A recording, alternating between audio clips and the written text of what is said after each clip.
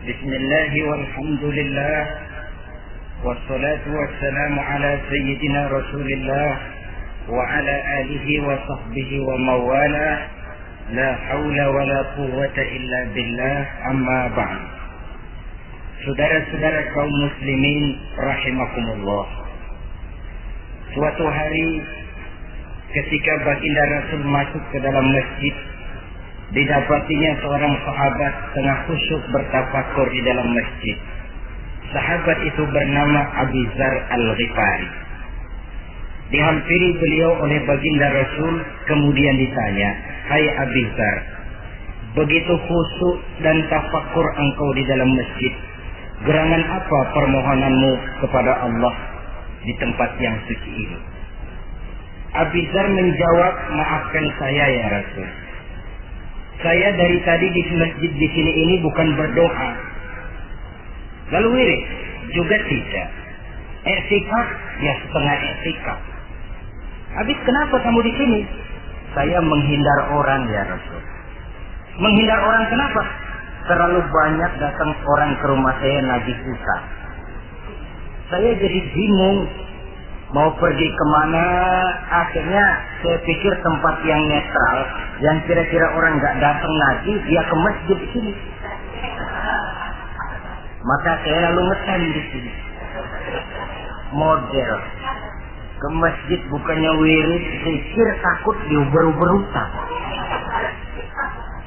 Baginda Rasul senyum, lalu beliau berkata, "Hai Abu Dzar, maukah engkau aku ajarkan satu doa yang kalau kamu amalkan Allah akan bebaskan hatimu dari perasaan dililit hutang."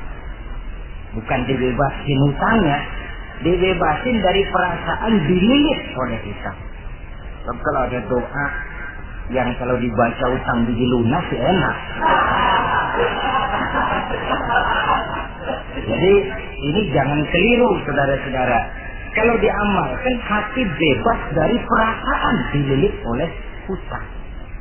Mau ya Rasul? Lalu diajarkanlah doa itu, Allahumma inni a'udzubika minal hammi wal hazan wa minal ajzi wal kasal wa minal jubni wal bukhl wa min ghalabatid dain wa qahrir rijal. Ma'asyiral muslimin rahimakumullah. Banyak di antara kita yang kalau diajarkan satu doa lalu tidak mengukur diri antara doa itu dengan pribadi kita. Padahal syarat di antara kabulnya doa sejak dari adab berdoa sudah diajarkan. Berdoa itu yang baik, bersih tempatnya, bersih pakaiannya, menghadap ke arah kiblat, menengadahkan kedua belah tangan dengan khusyuk dan tawadhu, dengan serius dan penuh keyakinan bahwa doa akan dikabulkan oleh Allah. Sebab Allah dalam hadis qudsi menyatakan, "Ana 'inda dhanni 'abdi bi." Aku sih kata Allah bagaimana sangka hambaku kepadaku saja. Kalau dia sangka baik, aku baik. Kalau dia sangka tidak baik, aku juga tidak baik. Bagaimana sangka hambaku?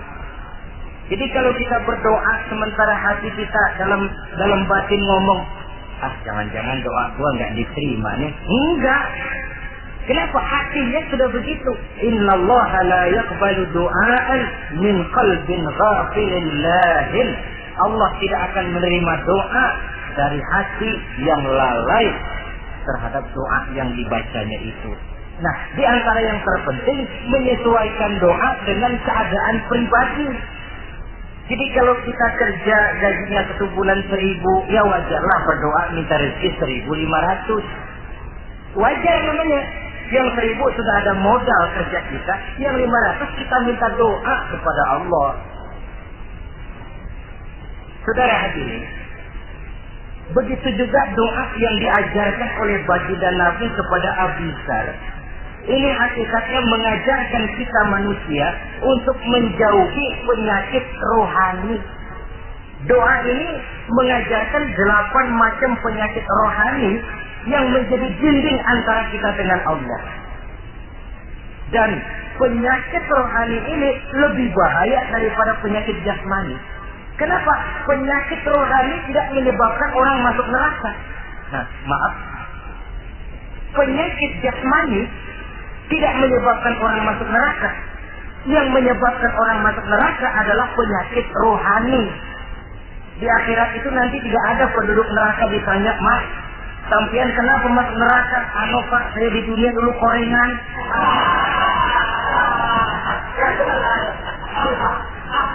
Itu korengan, liver, ginjal, darah tinggi, jantung, paru-paru basah, nek, ampem. Penyakit-penyakit jasmani itu tidak menyebabkan orang masuk neraka. Yang menyebabkan orang masuk neraka penyakit rohani. Apa namanya? Sombong, hasud, dengki, ujub, ria, merasa diri lebih hebat dari yang lain, tidak ikhlas. Itu penyakit-penyakit rohani. Maka di dalam doa yang diajarkan kepada Abi Dzar dan hakikatnya diajarkan kepada kita semua, Nabi menjelaskan 8 penyakit rohani. Saya sampaikan ini pada pertemuan kali ini karena sekarang penyakit rohani jarang mendapat perhatian. Sedangkan penyakit jasmani, anak kita pilek dikit pun sudah berangkat kita ke dokter spesialis anak. Kita pusing sedikit pun sudah berangkat kita ke dokter. Tapi rohani kita menjerit, batin kita menangis. Kadang-kadang kita pura-pura tidak tahu. Apa penyakit rohani yang ada dalam doa ini? Pertama, a'udzubika minal ham. Aku berlindung kepadamu ya Allah daripada sifat ragu-ragu. Sifat ragu-ragu penyakit batin. Apa yang bisa dikerjakan oleh orang yang selalu ragu-ragu? Bahwa sebelum bekerja harus menimbang, itu perlu. Tapi kalau cuma tiap hari menimbang, kapan memutuskan? Orang sudah kemana-mana, kita masih main timbangan.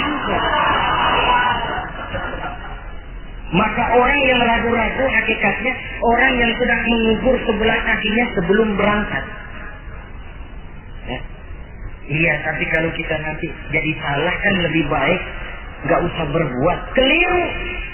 Salah karena berbuat lebih baik daripada tidak pernah salah karena tidak pernah berbuat. Sudah salah tapi berbuat masih lebih baik daripada tidak pernah salah karena tidak pernah berbuat. Saudara baca Quran salah lebih baik daripada nggak pernah salah karena nggak pernah baca Quran. Gua nggak pernah salah dong baca Quran. Bacanya kapan? Nggak pernah. Ya paham kok. Oh nggak pernah baca kapan mau salah? Saudara hadirin yang saya muliakan, dan orang sering bilang kegagalan pada hakikatnya adalah keberhasilan yang tertunda. Jadi kalau kita gagal hari ini, besok kita harapkan tidak akan gagal. Gagal besok masih ada hari lusa. Bagaimanapun usaha, kemauan adalah processing. Apalagi usaha untuk memperoleh sesuatu yang bernilai tinggi, bermutu mulia, panjang jalannya, banyak akibatnya, besar godaannya. Processing untuk mencapai sesuatu yang mulia itu prosesnya tidak sekali jadi kayak orang makan cabai. Itu hari dikelekat, itu hari terasa pedesnya. Untuk mencapai sesuatu yang mulia, panjang jalannya, banyak akibatnya, besar godaannya. Tapi bangunan bagaimanapun tingginya harus dimulai dari fondasi pertama. Cita-cita bagaimanapun luhurnya harus dimulai dari langkah pertama yang walaupun kelihatannya sepele, tapi sudah merupakan fondasi ke arah yang lebih tinggi. Kadang-kadang kita ini kan inginnya yang serba cepat. Seolah-olah sesuatu yang mulia itu bisa datang lewat proses simsalabim, abracadabra. Lalu yang kita mau terwujud di depan kita alangkah mudahnya. Dan dari kegagalan-kegagalan akan lahir pengalaman. Dan pengalaman, kata orang Kulon, experience is the best teacher. Pengalaman adalah guru yang paling bijaksana. Kalau adik kita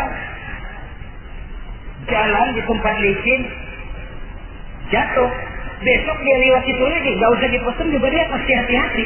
Kenapa? Pengalaman. Kemarin gue lewat sini jatuh, sekarang harus hati-hati. Tapi kalau belum pernah jatuh, kita omelin kadang-kadang ngosok. Khawatir banget, sebelum juga jatuh, ngomel lulu. Ya. Tapi satu kali dia jatuh, dia sendiri akan hati-hati. Begitu kegagalan yang kita temukan dalam hidup merupakan nasihat bahwa seorang muslim tidak mungkin jatuh di tempat yang sama 2 kali berturut-turut. Kemarin lewat di situ jatuh lagi, sekarang lewat di situ lagi jatuh lagi, emang goblok dah. Bisa jatuh 2 kali di tempat yang sama kan namanya tidak mengambil pelajaran dari apa yang sudah dia temui. Jadi saudara hadirin, terutama adik-adik remaja, masa depan kalian itu merupakan harapan dari semuanya. Kami yang tua terlalu banyak berharap dari kalian.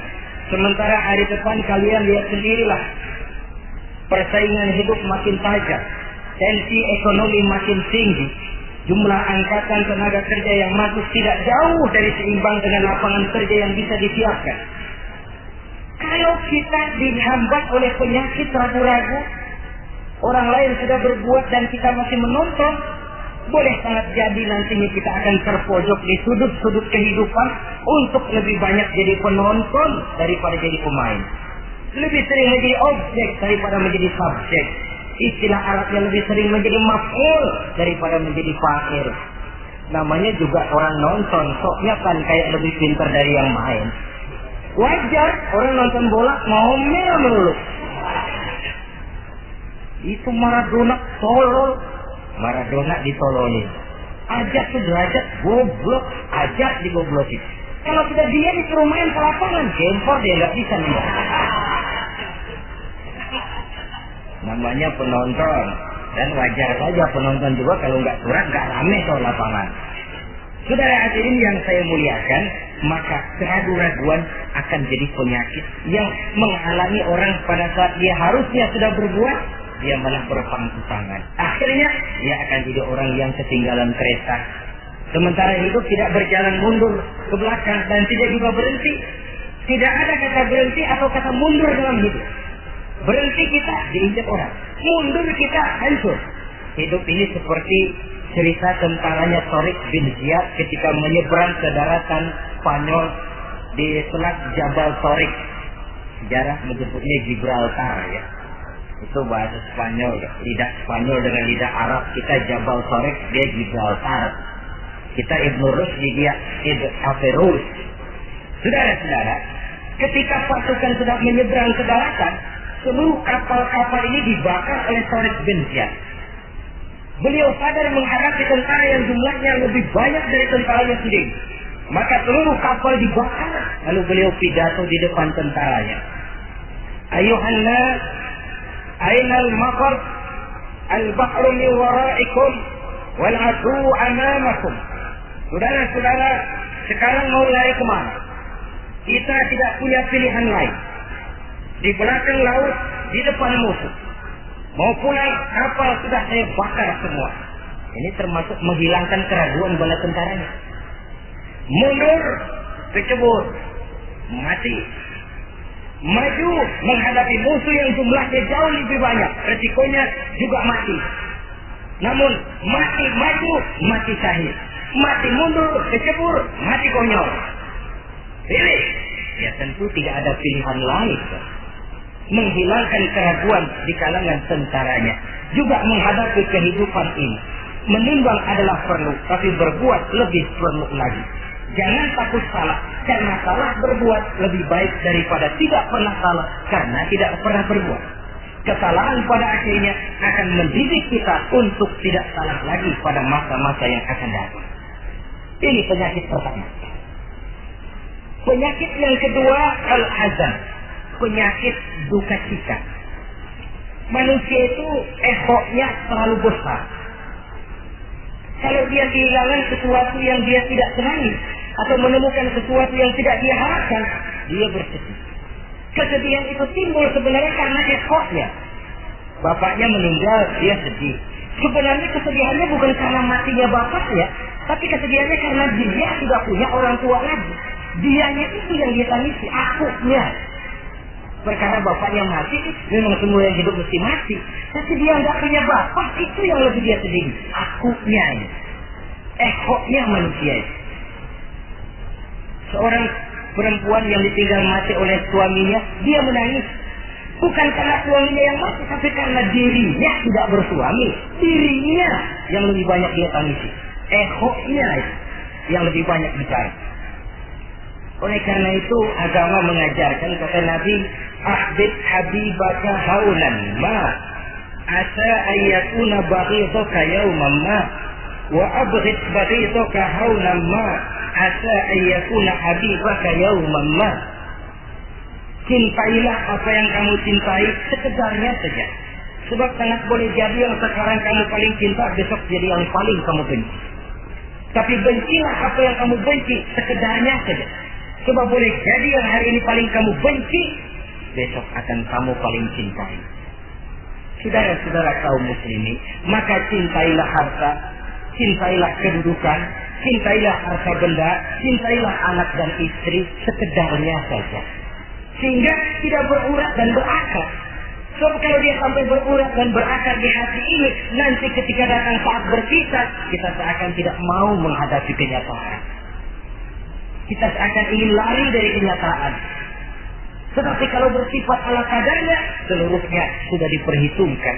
Oleh karena itu, untuk mengatasi sifat duka cita ini, kuncinya adalah iman. Siapa sih orang yang tidak pernah sedih dalam hidup ini? Tapi siapa orang yang tidak pernah senang dalam hidup ini? Tidak ada orang yang senang terus dan tidak ada orang yang sedih terus. Dia berganti. Bahkan itulah yang bikin hidup ini nikmat. Coba kalau hidup ini isinya ketawa saja, monoton. Sebaliknya kalau hidup isinya cuma nangis saja, bagaimana rasanya? Tapi ada senyum, ada tangis, ada duka, ada suka. Itulah bumbu daripada kehidupan. Cuma tentu saja saudara-saudara, duka cita yang pada dirinya akan membawa kebahagiaan, itu yang harus berani kita hadapi. Tapi duka cita yang tidak beralasan, itu yang jadi penyakit. Kayak takut miskin, itu kan tidak beralasan. Kita punya jabatan, takut merosot, takut pensiun, dengar mau ada mutasi, gerusak-gerusuk. Itu yang tidak beralasan. Duka cita semacam itu tidak beralasan. Karena tidak sadar bahwa pada awalnya itu pun tidak dia miliki. Kalau duka cita itu akan membawa kebahagiaan, tidak perlu kita takuti. Satu contoh.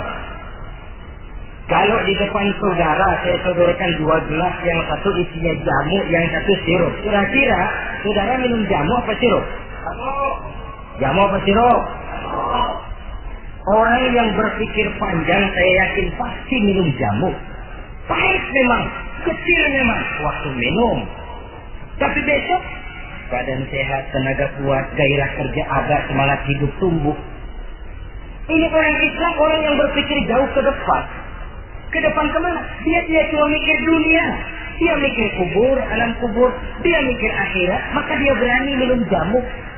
Apa jamu itu? Puasa, jamu. Pahit. Emang enak banget, wah. Sama mati. Sembahyang, jamu. Pahit. Sedekah, jamu. Pahit. Sekarang. Tapi besok kita pulang ke alam kubur. Ya Allah, nikmat alam kubur. Untung kemarin waktu di dunia minum jamu.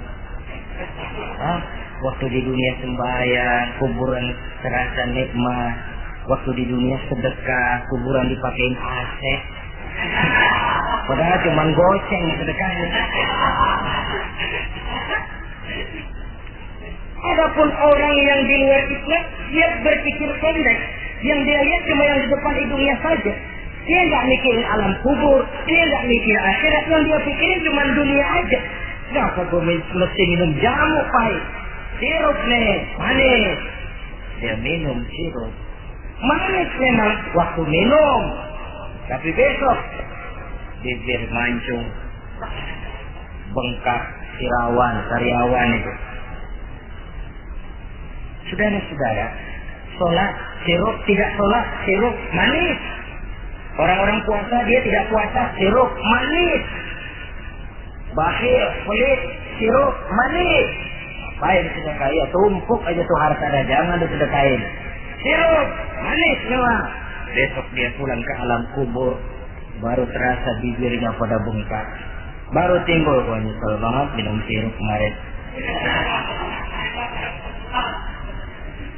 Jadi saya katakan kuncinya adalah iman. Berangkat dari surah Ali Imran ayat 139. Allah berpesan, wala tahinu wala tahzanu wa antumul a'launa in kuntum mu'minin. Kamu tidak perlu gundah gulana. Kamu tidak perlu duka cita dan sedih hati. Kamu sesungguhnya adalah tinggi jikalau kamu benar-benar beriman. Jadi dengan iman, duka cita yang tidak beralasan tidak perlu ada. Karena sifat duka cita yang tidak beralasan merupakan penyakit rohani yang menjadi penghambat agar orang tidak memperoleh kemajuan apapun dalam kehidupannya. 2. Penyakit rohani yang ketiga, saudara-saudara, al-hajj, penyakit lemah. Nabi menyatakan, al-mu'minul qawiyyu ahabbu ilallahi minal mu'minid dha'if. Orang mukmin yang kuat lebih dicintai Allah daripada orang mukmin yang lemah. Sifat lemah tidak disukai oleh agama dan merupakan penyakit batin. Bukan lemah lembut, lemah. Lemah apa? Nah, segala lemah. Lemah ekonomi. Agama mengajarkan kadal fakru ayyakuna kufran. Kemiskinan bisa membawa orang kepada kekufuran. Apalagi lemah pendidikan, dalam arti terbelakang, ketinggalan oleh orang-orang lain. Dan yang paling celaka, lemah iman. Saudara-saudara hadirin yang saya muliakan, imannya lemah.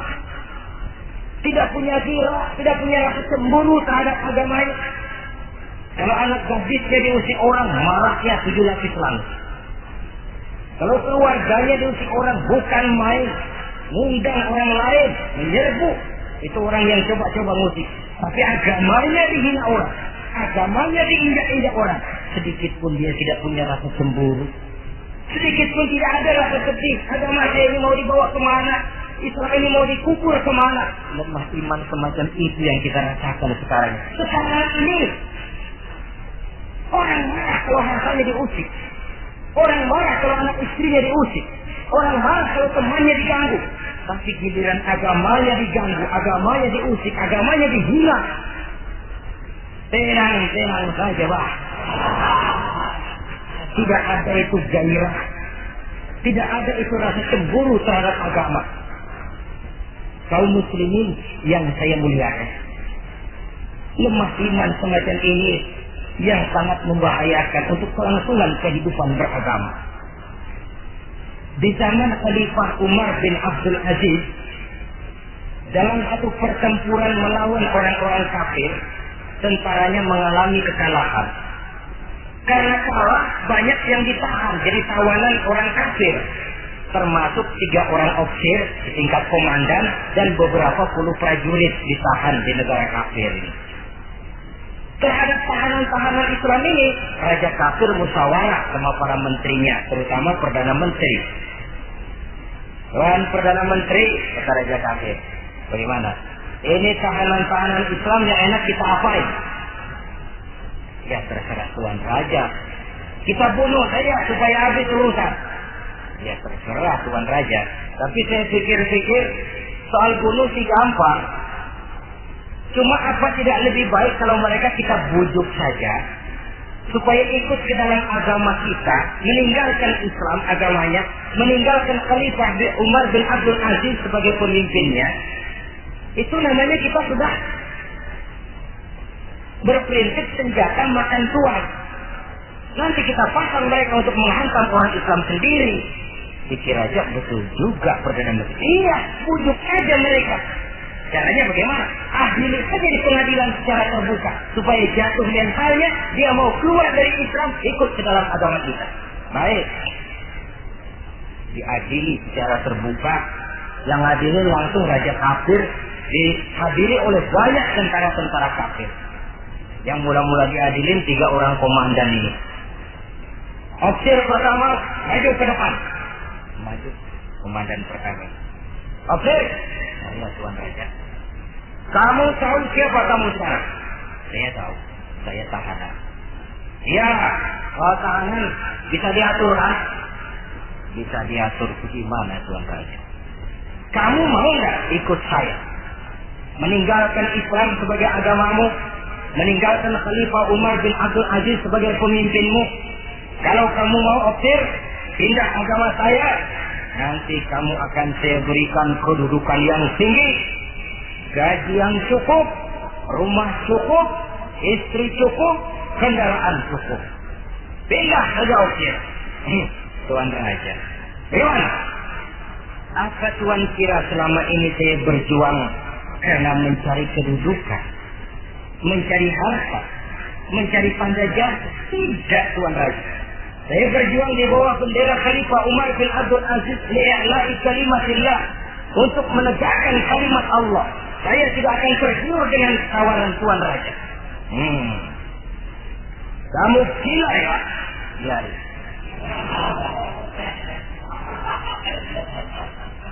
Kamu berani dari kemarin. Oke. Kalau kamu tetap dengan pendirian kamu, kamu akan saya bunuh. Silahkan Tuan Raja. Lebih baik nyawa terpisah dari badan, asal iman jangan berpisah dari hati. Gila ini. Biarin. Bunuh. Datang Al-Fujur. Dipancung kepalanya, putus lehernya, dengan badannya pisah. Jatuh kepala itu ngegelinting ke bawah, mutar kepala itu kayak orang tua sambil ngaji baca Quran. Tinggal kepalanya saja, bisa dengan badannya sempat ngaji. Sampai Raja kafir bingung, minggir, ini ada kepala ngaji. Ayatnya yang dia baca, ya ayyatuhan nafsul mutmainnah, irji'i ila rabbiki radiyatan mardiyah. Wahai jiwa yang tenang, kembalilah kamu menghadap Allah dengan ridho dan diridhoi. Engkau gugur sebagai syahid, tidak tergiur oleh bujukan harta, tahta dan kedudukan. Niatmu ikhlas karena Allah, kembalilah menghadap Allah dengan ridho dan diridhoi. Wadkhuli fi ibadi wadkhuli jannati, masuklah ke dalam golongan hamba-hambaku, masuklah ke dalam surgaku. Di penghujung ayat, matanya tertutup dengan rapat, bibirnya senyum menghadap Allah, gugur sebagai syahid. Raja kafir geleng kepala, dasar santri gila, sudah mau mati masih ngaji. Opsir yang kedua, komandan kedua yang jadi tahanan ini. Kata Raja, opsir kedua, saya Tuan Raja. Kamu sudah lihat temanmu, opsir pertama tadi? Sudah Tuan Raja. Mati kan? Mati. Kamu mau mati? Atau mau ikut saya? Keluar dari agamamu Islam dengan pangkat cukup, gaji cukup, rumah cukup. Bagaimana? Sudah Tuan Raja. Sudah apa? Sudah, jangan banyak omong.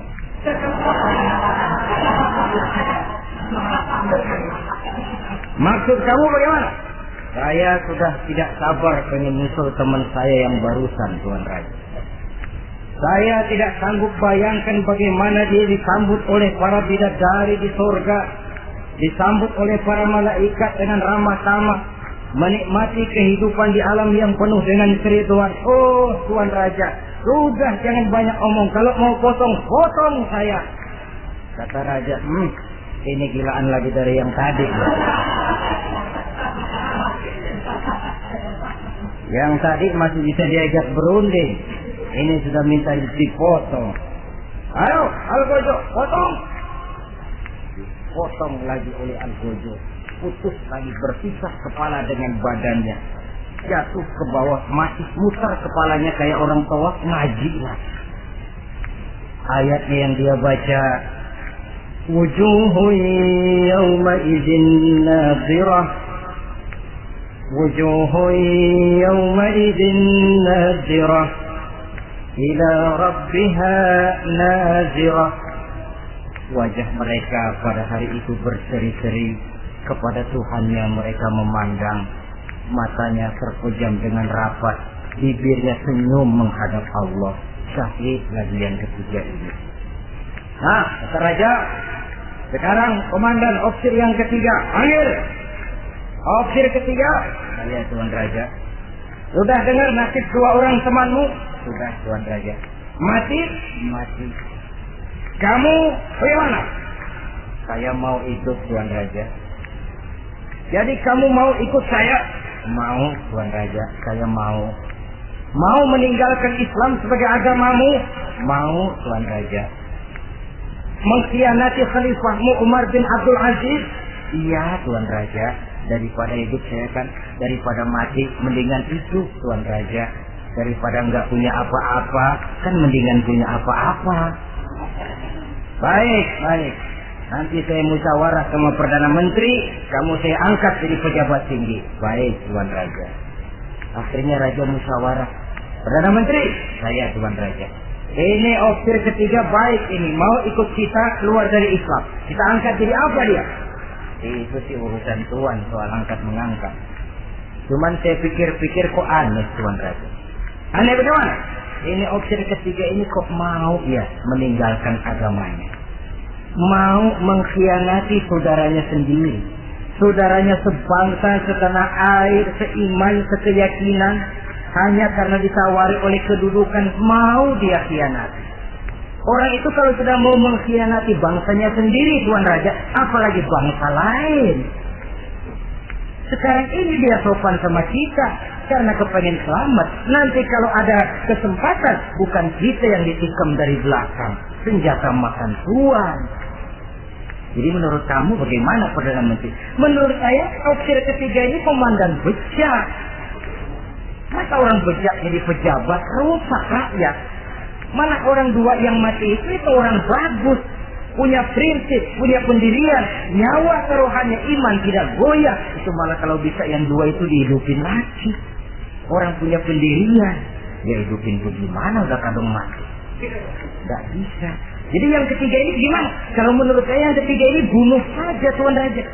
Ngapain miara orang bahaya? Bunuh saja. Bunuh. Iya nah, kalau begitu bunuh saja. Betul juga kamu. Sidang dibuka kembali.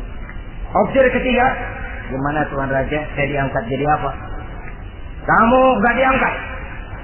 Gak diangkat bagaimana? Kamu opsir bejat. Kok bejat? Iya.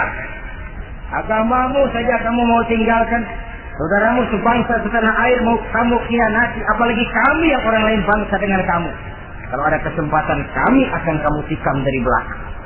Jadi gimana? Kamu dibunuh. Bunuh. Tuan Raja. Bunuh. Iyalah bunuh. Tapi saya mau Islam lagi Tadinya saya mau keluar dari Islam, saya pikir dapat kedudukan tinggi. Kalau dibunuh juga, iyalah bunuh. Tapi saya tak Islam lagi. Terserah mau Islam mau tidak, pokoknya bunuh.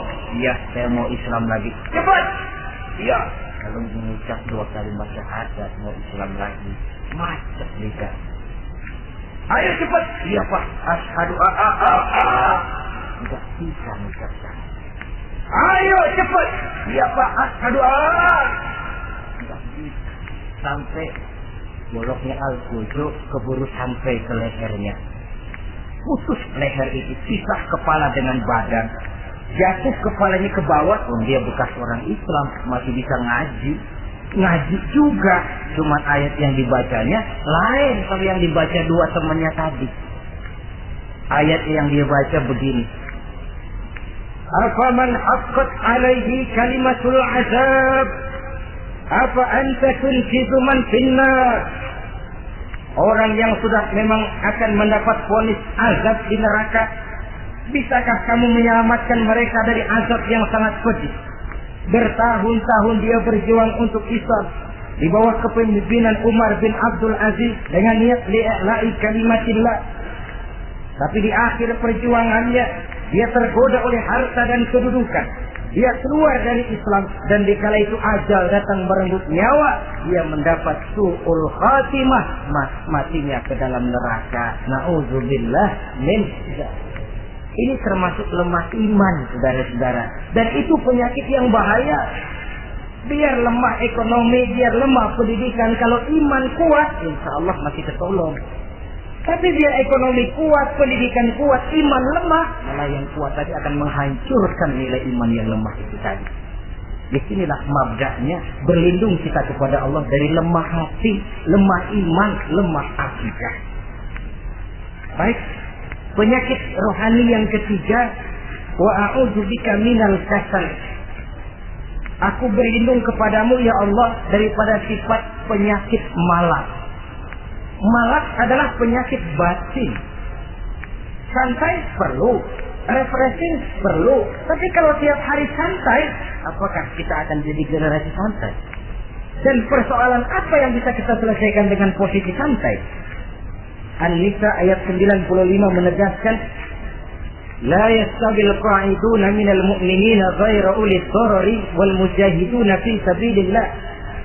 Orang-orang yang berjuang di jalan Allah tidak sama nasibnya dengan orang yang duduk saja gelenggam, gelohom, ayam-ayam tanpa ada unsur darurat, yang hanya menunggu keajaiban dan yang turun dari langit, menghitung bintang bertebaran di atas cakrawala.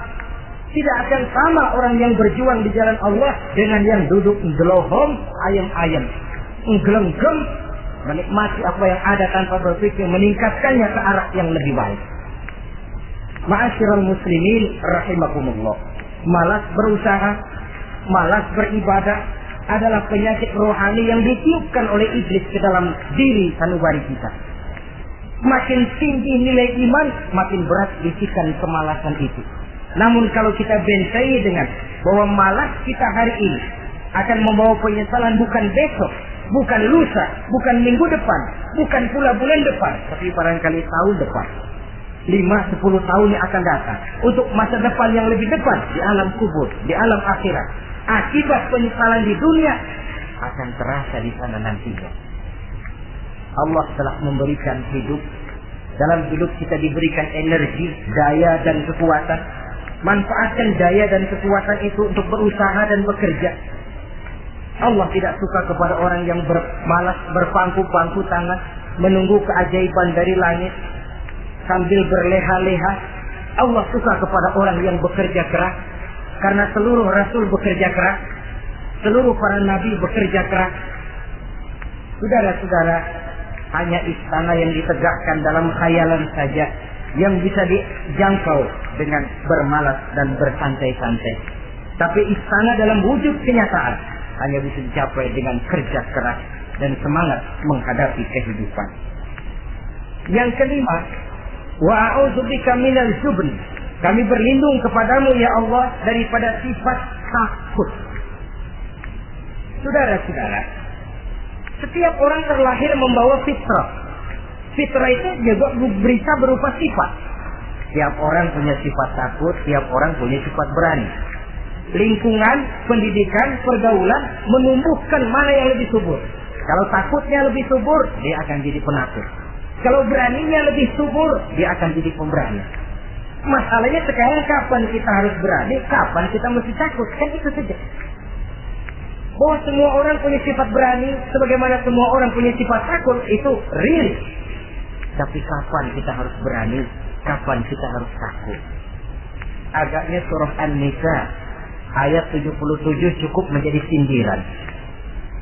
Walamma kutiba alaihimul qitalu idza fariqum minhum yakhshawna an-nasa ka khashyatillahi aw asaddu khasyah.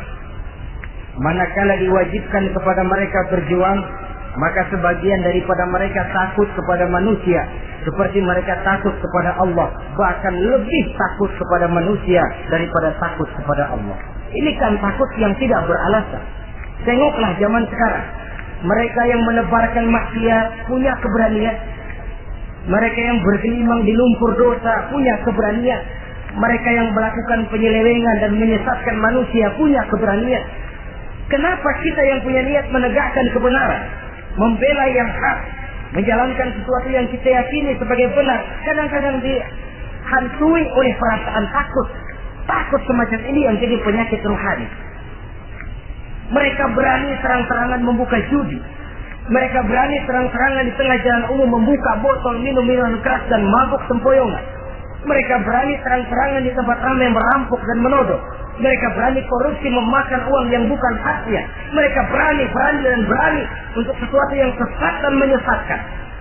Kenapa kita tiba-tiba di hadapan sesuatu yang kita yakini benarnya kita jadi lemah, kita jadi takut, lebih takut kepada manusia daripada kepada Allah? Padahal terkena kita penjara manusia paling banter seumur hidup kita.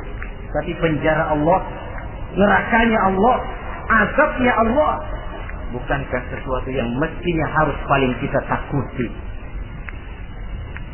Oleh sebab itu terutama generasi muda, bangkitlah. Tegakkan yang ma'ruf, hancurkan yang munkar sesuai dengan kemampuanmu. Dengan cara yang bijaksana tentunya. Tidak dengan cara yang frontal. Tapi yang saya maksud, kalau mereka yang berdiri di kubu kemunkaran punya keberanian. Kenapa? Kenapa kita yang berdiri di atas yang hak dan benar kadang ragu kalau kita tidak takut sama sekali? Saudara-saudara kaum muslimin rahimakumullah. Oleh karenanya kita takut, memang takut kalau harus melanggar perintah Allah. Kita harus berani pada saat kita merasa melaksanakan apa yang diperintahkan Allah. Berani terhadap melaksanakan perintahnya, takut kalau sampai melaksanakan larangannya. Jadi ada waktunya kita berani, ada waktunya kita takut. Dengan demikian, sifat penakut ini menjadi handicap, menjadi penghalang yang menghalangi kita daripada kemajuan dan kemajuan. Iya, Islam sih Islam, Pak. Tapi kalau nanti saya dipecat, anak saya makan apa, Pak? Islam sih Islam, Pak. Tapi ini risikonya, Pak. Bukankah Nabi sendiri pernah memang memperingatkan, sayati ala ummati zamanun al-qabidu ala dinihi kal-qabid ala al-jamrah. Akan datang satu masa di tengah umatku di mana pada masa itu orang yang konsekuen dan teguh memegang agama seperti memegang bara di tangan. Dipegang tangan terbakar, dibuang bara terlepas. Konsekuen megang Islam, resikonya berat. Melepaskan dan masa bodoh terhadap Islam bertentangan dengan batin. Dikala itu beruntunglah orang-orang yang teguh dan kuat memegang agamanya. Ma'asyiral muslimin rahimakumullah. Hanya sifat berani yang menyebabkan Islam berhasil menembus dinding Jazirah Arabia, memasuki Bizantium dan Persia, mendarat di Spanyol, memasuki Selat Jabal Tariq, pada gilirannya mewarnai hampir 2/3 belahan bumi, menjadi mercusuar di lapangan ilmu dan peradaban. Berani karena benar. Jadi yang saya anjurkan itu bukan berani babi. Tahu berani babi? Mau nyeruduk aja. Berani yang tanpa perhitungan itu berani babi namanya. Nyeruduk aja. Ya kalau kelempengan yang diseruduk tahu empuk. Tapi kalau yang diseruduk mesin giling kan bongkar kepalanya. Jadi bukan berani yang tanpa perhitungan, berani yang dengan taktik dan strategi. Sebab keberanian tanpa perhitungan akan menyebabkan kita menjadi orang yang ngawur. Dalam istilah sosial dinamakan trial and error, spekulasi namanya. Dan itu harus pulang kepada diri kita. Keberanian tidak bisa dipompakan, keberanian tidak bisa dicangkokkan, harus bermuara dari kita. Contoh saja, ketika Nabi dan Abu Bakar di Gua Tur, Quraisy kafir yang ngejar sampai di situ, kalau mereka nengok ke bawah, Nabi akan kelihatan. Abu Bakar sedikit grogi, Nabi tampil dengan mantap, la takhaf wa la tahzan ya Abu Bakar, innallaha ma'ana. Abu Bakar, kamu tidak usah takut, kamu tidak usah khawatir, Allah bersama kita. Keberanian timbul karena yakin ini jalan Allah, yakin Allah pasti akan bela. Keberanian itu nggak bisa dicangkokin. Tidak bisa cuma teriak, saudara-saudara, jangan takut, Allah bersama kita. Mulutnya. Tapi kalau hatinya juga perang, apa iya? Itu sudah tertarung di kaki sendiri. Jadi memang harus ada variasinya. Ibarat pepatah, tukang joget yang baik ngerti irama gendang. Kalau kita terlalu keras, gampang dipatahin orang. Kalau kita terlalu lemah, diinjak terus. Mestinya tahu kapan mesti keras, tahu kapan mesti lemah lembut. Sudahlah hadirin yang saya muliakan. Baiklah ya, itu penyakit yang kelima.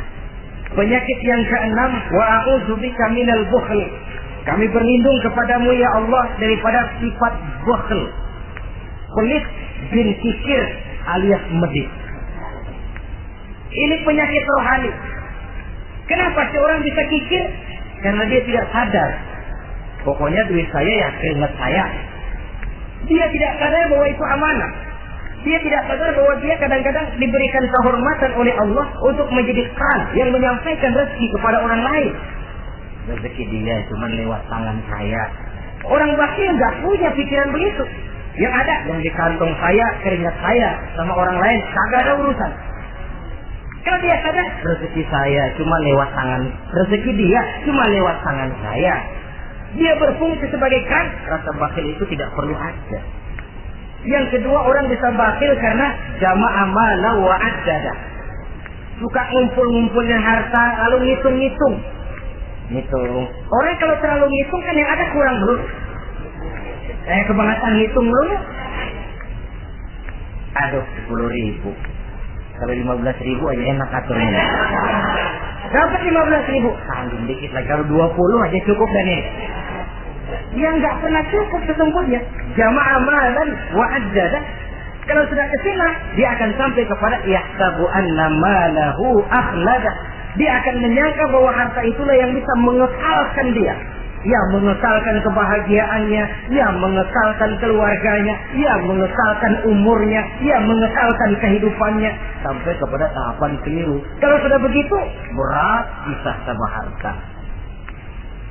Duitnya 100.000, hilang 1.000. Yang hilang doang tuh yang dia pikirin. Yang masih ada yang 99.000 dia nggak ingat. Waduh, mati gua. Kenapa? Duit 1.000 hilang, mati.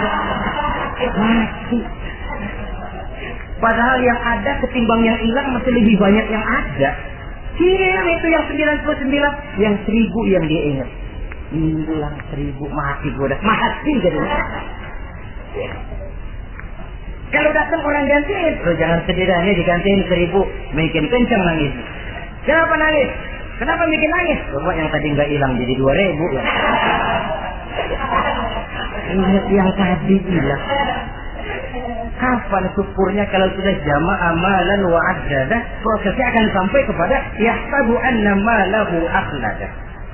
Memang harta itu bisa mengekalkan kita. Kapan? Kalau dia kita belanjakan di jalan Allah. Itu harta yang mengekalkan kebahagiaan. Kita berikan dia kepada yatim piatu. Kita berikan dia memperbaiki jalanan umum. Kita berikan dia membangun puskesmas. Kita berikan dia membangun masjid, pondok-pondok pesantren, memakmurkan majelis-majelis taklim. Itu harta yang mengekalkan kita. Adapun yang kita berikan, ya belikan pakaian pangkatnya toko. Bagus benar. Sekarang 4-5 tahun yang akan datang lari ke dapur. Bukan dibersihin, ngebersihin. Makanan yang paling enaknya waktu di tenggorokan. Sudah masuk ke dalam perut, sudah tidak ada bedanya singkong dan sate. Malah besok pagi keluar bauan sate daripada singkong. Bedanya makanan cuma di kerongkongan saja. Saudara hadirin yang saya muliakan, jadi kalau sadarlah kita bahwa karunia yang datang itu memang amanah Allah, kenapa harus bakhil? Bahwa rezeki orang harus lewat tangan kita, kenapa harus mengelak?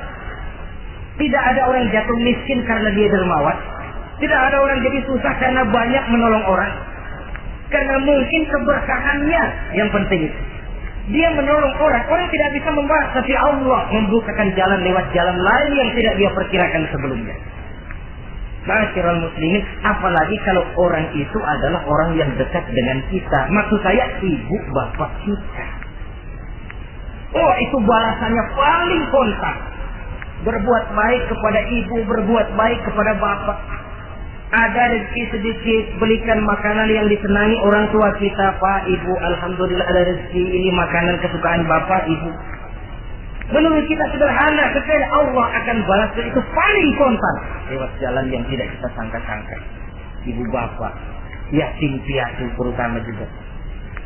Saudara kaum muslimin rahimakumullah. Oleh karenanya, sekali lagi tidak ada orang jadi kaya karena dia kikir, pelit. Kenapa sih tuh orang jadi miliuner? Oh, dia dari muda pelit banget. Tidak ada. Dan tidak ada orang jatuh bangkrut karena rajin sedekah.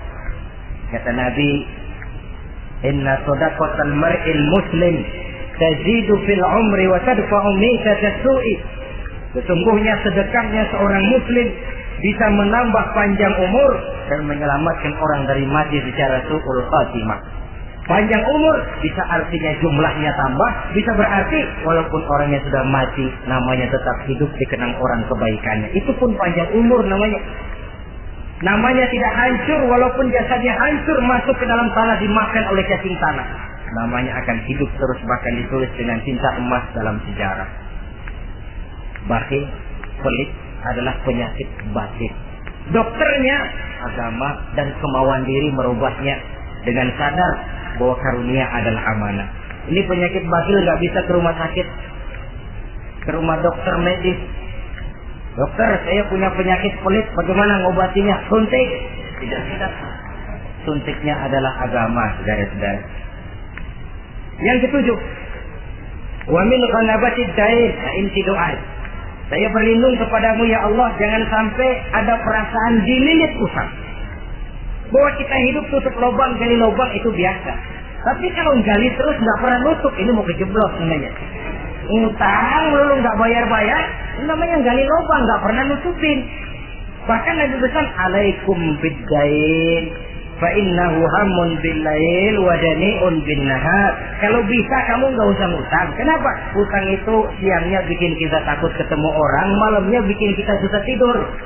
Coba dah kalau nggak bisa ngutang, berabe, malam nggak bisa tidur, siang takut ketemu orang. Jangan kepergok nih, belum ada duit buat bayar. Jalan ke sana, takut ketemu. Jalan kemari, takut ketemu. Akhirnya nggak kemana-mana, ngumprak di rumah. Tetapi adat hidup, saudara-saudara, apalagi kita yang ekonomi menengah ke bawah, biasa adat hidup itu tutup lubang gali lubang, saling menerima, saling memberi. Tapi yang diajarkan oleh agama, oke, gali lubang silakan, asal bisa nutupi. Kalau tiap hari gali lubang dulu, karena kejeblos akhirnya. Oleh karena itu, apalagi hutang ini menyangkut hukukul adami, hak manusiawi. Itu di akhirat nanti ya, taubatnya lebih sulit. Kalau saudara dosa kepada Allah, taubatnya cuma 3 caranya. Nyesel, berjanji tidak akan mengulangi, meninggalkan perbuatan jahat. Tapi kalau menyangkut hak manusia, cara taubatnya 4. Saudara mencuri sendal, cara taubatnya nyesel, berjanji tidak akan mengulangi lagi, meninggalkan perbuatan mencuri, lalu yang keempat sendal orang pulangi. Atau minta maaf dan minta ridho dari yang bersangkutan. Sebab ini menyangkut hukukul adami, hak manusiawi. Gak bisa saudara nyolong sendal, taubat langsung kepada Allah, taubat Tuhan, gak lagi-lagi nyolong sendal. Tapi sendal orang dibekap terus. Ya belum. Nah, termasuk masalah hutang ini. Ma'asyiral muslimin rahimakumullah. Jadi silahkan gali lubang, asal ada kemungkinan untuk nutup. Dan pada saat kesempatan untuk nutup datang, tutup dulu supaya besok bisa gali lagi. Kita kadang-kadang kalau ngutang begitu datang rezeki aja giliran mau bayar, rasanya kan berat. Masih ada keperluan lain. Datang yang lagi aja bang, tar. Datang lagi sok. Datang lagi tar. Datang lagi sok. Kalau tar sok saja, nembak terus, ya kapan-kapan mau kita bisa tutup itu lubang. Ma'asyiral muslimin rahimakumullah. Yang terakhir, penyakit batin, waqah rijal. Kami berlindung kepada-Mu ya Allah, jangan sampai kami hidup di bawah bayang-bayang orang lain. Jangan sampai kami hidup di bawah pengaruh orang lain, hidup disetir orang lain. Badan merdeka tapi jiwa budak. Badan merdeka tapi mental budak. Kita hidup jadi robot. Kemana saja yang kita arahkan, ke situ kita berangkat. Hidup tanpa prinsip. Rijal. Hidup jadi bayang-bayang bagi orang lain. Alangkah tidak nikmatnya. Kehilangan kepribadian, tidak punya sikap mandiri. Itu pun penyakit rohani. Karena pada akhirnya nilai kita ditentukan oleh kepribadian kita. Kebesaran tidak bisa dengan nyempeng kepada orang lain. Kekayaan tidak bisa dengan mengakui leluhur. Pribadi kita, sepanjang kita masih hidup di bawah bayang-bayang orang lain, sepanjang itu kita tidak akan pernah punya kepribadian. Dan bila kita tidak punya kepribadian, maka orang tidak akan pernah mencatat kita dalam kehidupan ini. Nah, inilah pertemuan kita yang singkat. Mudah-mudahan ada manfaatnya. Terima kasih dan mohon maaf. Wassalamualaikum warahmatullahi wabarakatuh.